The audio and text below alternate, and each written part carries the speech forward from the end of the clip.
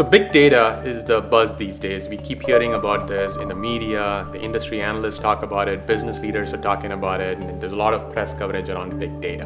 And there's a lot of confusion in the marketplace with regards to what it really is, right?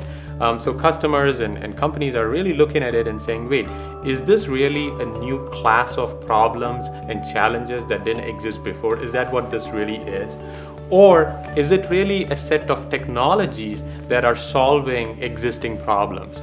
Or is it actually a mindset? Is it a different way of thinking about data and gleaning insights from data? Before I get into specifically what it is, let me set some context in terms of what is driving this conversation. What were some of the shifts or changes in the industry over the last decade which is fueling this big data conversation, right? So there were three primary shifts which is enabling this. The first is what I call the analytic awakening of an organization, right? So companies have always realized that analytics is something very key and important for them, but they always thought there was something that we'll have a bunch of analysts or data scientists sit in the back office in a digital room looking at spreadsheets and pull some data out, and we'll use that for customer acquisition or looking at specific metrics.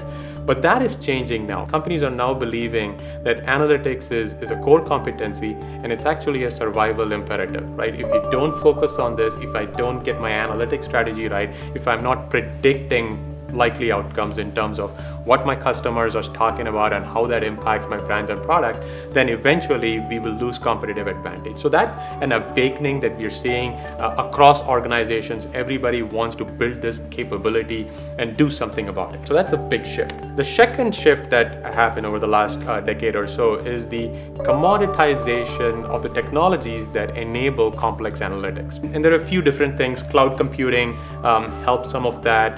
The appliance-based deployment models for large-scale data computing is another factor in database analytics. So a lot of different pieces that came together and were now accessible. The third shift is the availability of data, or the access to vast amounts of data.